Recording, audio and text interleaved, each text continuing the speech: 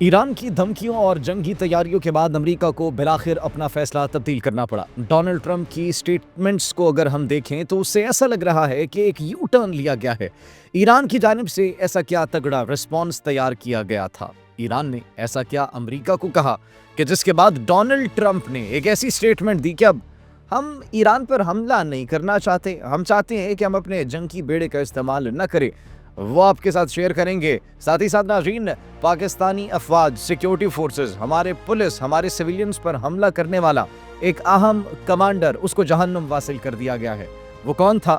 ہماری security forces کی جانب سے، افواج کی جانب سے بڑی اہم کارروائی کی گئی ہے، وہ بھی آپ کے ساتھ شیئر کریں گے۔ امریکہ نے افغانستان کو ایک بہت بڑا سیٹ بیک دیا ہے، بہت بڑی ایڈ جو دی جا رہی تھی وہ اب رک چکی ہے افغانستان کی کارروائیوں کی وجہ سے، افغانستان کی کوششوں کی وجہ سے، جو کہ اس خطے کے اندر ڈی اسٹیبلٹی کے لیے وہ کر رہے ہیں۔ تو ناظرین، اس کے بعد امریکہ کی جانب سے اہم ڈیسیجن لیا گیا، بنگلہ دیش اور پاکستان کے درمیان تعلقات مزید مضبوط ہو گئے ہیں۔ 14 سال بعد ایک بڑی خوشائن سی سچویشن ہے، بڑی اچھی سچویشن ہے۔ 14 سال اسپیسیفکلی ہم نے کیوں کہا؟ کیونکہ 14 سال بعد ایک بڑا اچھا ایونٹ ہوا ہے، ایک بڑی اچھی ہیپننگ ہوئی ہے جس نے دونوں برادر ممالک کے دلوں کو جوڑ دیا ہے، محبتوں کو بڑھا دیا ہے، وہ بھی آپ کے ساتھ شیئر کریں گے۔ اور ناظرین، سب سے بڑی خبر آج کی، بڑی خوشخبری، پاکستان کی تاریخ میں پہلی مرتبہ اتنے بڑے پیمانے پر قرض ادا کر دیا گیا ہے۔ قرضوں کی ادائیگی پاکستان کی جانب سے شروع ہو چکی ہے اور وقت سے پہلے قرضے کی ادائیگی کی گئی ہے ناظرین، اور قرضے جتنی ادائیگی کرنی تھی اس قیمت سے کافی حد تک زیادہ ادائیگی کی گئی ہے۔ کتنی ادائیگی کی گئی ہے، اس سے ہمیں کیا فائدہ حاصل ہوگا، وہ بھی آج ہم آپ کو بتائیں گے۔ آپ سب پر سلامتی ہو، انفولڈ پاکستان میں خوش آمدید کہتے ہیں۔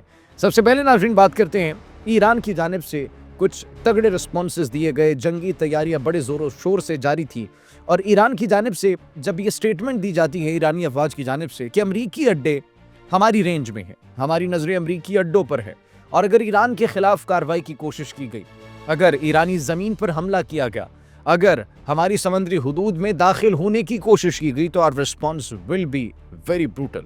انہوں نے کہا کہ ہم رکیں گے نہیں، ہم خاموش نہیں بیٹھیں گے، ہم جواب دیں گے۔ ایسا نہیں ہو سکتا کہ امریکہ آئے، 2 گھنٹے کے لیے حملے کرے، مختلف مقامات پر حملے کرے، اور اس کے بعد ہم سے رسپانس نہ ایکسپیکٹ کرے۔ ہم رسپانس دیں گے، اور امریکی اڈے جتنے بھی یہاں پر موجود ہیں، ان تمام تر امریکی اڈوں کو چن چن کر نشانہ بنایا جائے گا۔ انہوں نے کہا کہ ہم مکمل طور پر تیار ہیں، ہماری انگلیاں ٹریگر پر اس وقت موجود ہے۔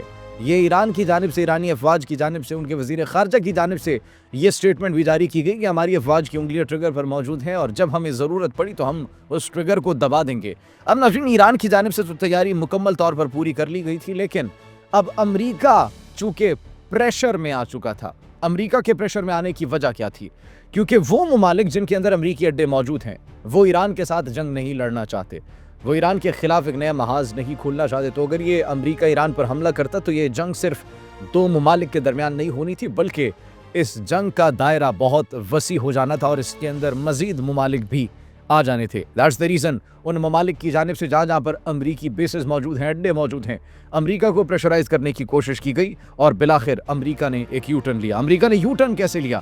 امریکی صدر ڈونلڈ ٹرمپ کی جانب سے صحافیوں سے گفتگو کی جاتی ہے اور سٹیٹمنٹ دی جاتی ہے۔ کیا سٹیٹمنٹ؟ وہ کہتے ہیں کہ ایران کی جانب امریکی بحری بیڑا روانہ کیا، لیکن استعمال نہ کرنا بہتر ہوگا۔ استعمال نہ کرنا بہتر ہوگا، یہ آپ کے مفاد میں ہے۔ اگر آپ اس کو استعمال کرتے ہیں تو پھر نقصان آپ کا ہوگا، نقصان آپ کے اڈوں کا ہوگا، اور نقصان ان ممالک کا ہوگا جو کہ آپ کے ساتھ ٹریڈ کرتے ہیں، آپ کو تیل فراہم کرتے ہیں، کیونکہ ایران نے واضح طور پر کہا تھا کہ ہم اڈوں کو نشانہ بنائیں گے، ہم ان کمپنیز کو نشانہ بنائیں گے، ڈسپائٹ آف دا کنٹریز، ہم ان ممالک کو نہیں دیکھیں گے کہ یہ کون سا ملک ہے، کون سا ملک نہیں، لیکن جو آپ کو تیل فراہم کر رہے ہیں، ہم ان تیل بنانے والی فیکٹریز کو بھی نشانہ بنائیں گے، ہم آپ کے بیڑوں کو بھی نشانہ بنائیں گے، ہم آپ کے اڈوں کو بھی نشانہ بنائیں گے۔ جس کے بعد ناظرین، ٹرمپ نے یہ کہا کہ ایران کے ساتھ مزید بات چیت کا ارادہ رکھتے ہیں، پہلے بھی ایران سے بات چیت ہو چکی ہے اور آئندہ بھی ہوگی۔ مطلب ڈونلڈ ٹرمپ کی جانب سے ایک یو ٹرن ہمیں دکھائی دے رہا ہے کہ انہوں نے ایک یو ٹرن لے لیا ہے، ایران کے پریشر کی وجہ سے، ایران کے اقدامات کی وجہ سے، ایران کے تگڑے ریسپانسز کی وجہ سے، کہ ایران رکنے والا نہیں ہے، یہ جھکنے والا نہیں ہے، یہ بکنے والا نہیں ہے۔ خیر ناظرین، صرف یہ نہیں بلکہ امریکہ نے افغانستان کو ایک بہت بڑا سیٹ بیک دیا۔ And what is that set back? امریکہ کی جانب سے جو افغانستان کو ایڈ فراہم کی جا رہی تھی $40 ملین پر ویک صرف ایک ہفتے کے اندر، اب وہ رک چکی ہے۔ بھارت کی پراکسیز کے لیے، بھارتی اسپانسرڈ دہشت گردی کے لیے یہ ایک بہت بڑا سیٹ بیک ہے، ایک میجر سیٹ بیک ہے، کیونکہ ہم جانتے ہیں، ہم نے آپ کو اپنے پچھلے ویلاگ میں بتایا تھا کہ ان کی سیکیورٹی کا جو خرچہ ہے وہ تقریباً اپنی جی ڈی پی میں سے 50% کے قریب خرچ کر رہے ہیں اپنی سیکیورٹی پر۔ اور وہ سیکیورٹی کس کی ہے؟ سیکیورٹی نہیں تھی، وہ طالبان کے اوپر خرچ کیے جانے والے پیسے تھے، وہ انسانی حقوق کی دھجیاں اڑانے کے لیے پیسے تھے، وہ ان پراکسیز کے پیسے تھے جو اس خطے کو ڈی سٹیبلائز کرنے کی کوشش کر رہے ہیں۔ تو اب وہ ایڈ رک چکی ہے، اب بھارتی پراکسیز کو وہ پیسے، وہ ڈالرز نہیں ملیں گے جس کا وہ ناجائز اور بے دریغ استعمال کر رہے تھے۔ صرف یہ نہیں ناظرین، بلکہ ایک اور بڑا دھچکا فتنہ ہندوستان اور فتنہ الخوارج کو، کہ ان کے ایک اہم کمانڈر زیوران الیاس بدری کوئی ہیں، ان کو جہنم واصل کر دیا گیا ہے۔ بنو میں آپریشن ہوا، سیکیورٹی فورسز نے آپریشن کیا، اور ناظرین یہ وہی شخص ہے جو کہ 4 سے زائد تقریباً بڑے اٹیکس میں ملوث پایا گیا تھا، جس کے اندر پولیس پر حملے تھے، سیکیورٹی فورسز پر حملے تھے، اور 2023 کے بعد سے یہ انتہائی مطلوب تھا۔ اس کے خلاف کارروائیاں کی جا رہی تھی، چھاپے مارے جا رہے تھے، اور بالآخر اس کا انجام جو ہے وہ پوری دنیا نے دیکھا، اور یہ اپنے انجام کو پہنچا، اس کو جہنم واصل کر دیا گیا۔ پاکستان کے حوالے سے ناظرین ایک بڑی خوشخبری، اچھی خوشخبری، اور یہ بڑا ایک پراؤڈ مومنٹ ہے پاکستان کے لیے۔ پاکستان نے جو قرضوں کی ادائیگی کی ہے وقت سے پہلے ناظرین، اس کی اگر ہم آپ کو بتائیں کہ کتنی قیمت ادا کی ہے پاکستان نے، اپنے کتنے قرضے ادا کیا، تو 3.6 ٹریلین 3.6 کھرب روپے قرضوں کی پاکستان نے ادائیگی کر لی ہے، اور یہ وقت سے پہلے ادائیگی کی ہے، جو کہ پاکستان کی نہ صرف معاشی سمت کو، پاکستان کی معاشی ڈائریکشن کو مضبوط کرے گی، ہماری معیشت کو مزید مضبوط کرے گی، ہماری جی ٹی پی کو انہانس کرے گی، ہماری جی ٹی پی اس سے گرو ہوگی، اور پاکستان کے لیے پہلی مرتبہ یہ اب ایک بڑا پراؤڈ مومنٹ ہے کہ ہم نے اپنے قرضوں کی ادائیگیاں شروع کر دی ہے۔ تو پاکستان جو ہے معاشی اعتبار سے دن بدن ہم دیکھتے ہیں کہ وہ بہتر سے بہتر کی جانب گامزن ہوتا چلا جا رہا ہے، اور قرضوں کی ادائیگی اتنے بڑے پیمانے پر آج تک پاکستان کی تاریخ میں نہیں ہوئی۔ دس از دا فرسٹ ٹائم کہ اتنے بڑے پیمانے پر پاکستان نے اپنے قرضوں کی ادائیگی کی ہے۔ 3.6 trillion rupees, that's not a small amount, جس کی وجہ سے بہت سے قرضے ہم سے وقت سے پہلے ادائیگی کرنے پر وہ کم بھی ہو چکے ہیں۔ اور اگر اس کی ہم آپ کو بتائیں تو یہ 3,654 بلین جو روپے ہیں، یہ وقت سے پہلے ادائیگی پر یہ جو ہے معاف ہو جائیں گے، کیونکہ وقت کے ساتھ ساتھ سود بھی بڑھتا تھا، لیکن ہم نے چونکہ پہلے ادائیگی کر دی، تو پاکستان کے لیے ایک بہت بڑی اچیومنٹ ہے۔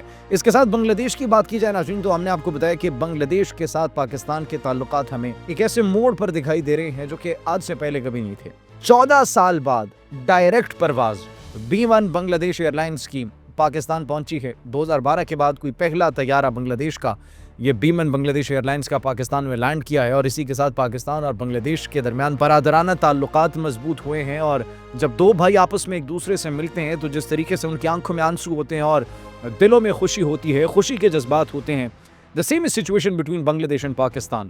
اب وہ دو بھائی جو کہ بچھڑ چکے تھے، جو کہ دور ہو چکے تھے، اب وہ ایک ہو چکے ہیں، اور یہ پاکستان کے لیے بھی اچھی خبر ہے، بنگلہ دیش کے لیے بھی اچھی خبر ہے، لیکن مودی کے لیے اور دہلی کے لیے یہ قیامت بن کر ان پر ٹوٹ رہی ہے۔ آپ اس بارے میں کیا سوچتے ہیں؟ کمنٹ سیکشن میں اپنی قیمتی رائے سے ضرور آگاہ کیجیے گا۔ اپنا بہت خیال رکھیے۔ اللہ نگہبان۔